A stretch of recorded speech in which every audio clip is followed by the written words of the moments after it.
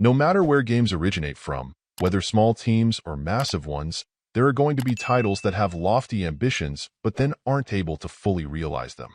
These are always tough to review, since first it isn't unusual for it to take time to see the cracks emerge, but also because you can feel the passion put into the aspects that do work, despite the ones that don't.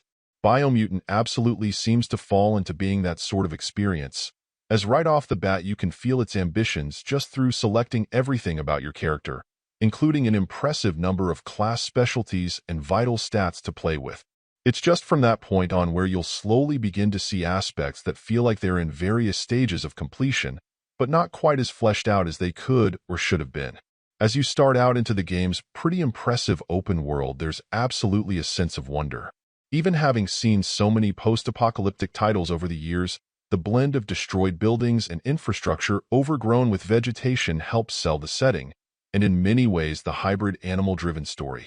I do wish that all of it looked a bit better, as there's no question that some serious compromises had to be made to get what was a visually impressive game on other platforms running reasonably well on Switch.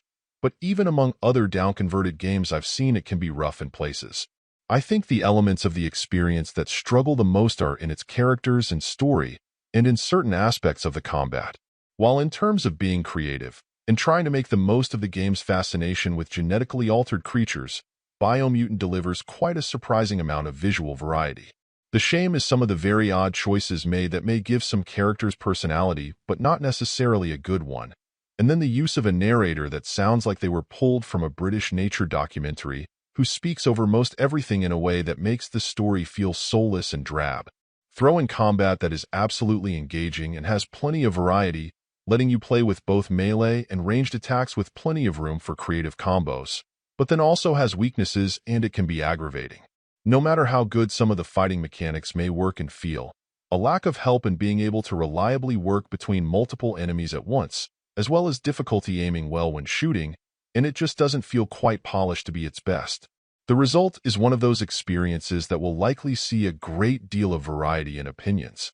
People who appreciate obvious ambition, and teams that have pushed themselves, may decide to be more lenient on pointing out its shortcomings. Those who aren't so reluctant just to see the problems as they are, will likely have some valid criticisms instead.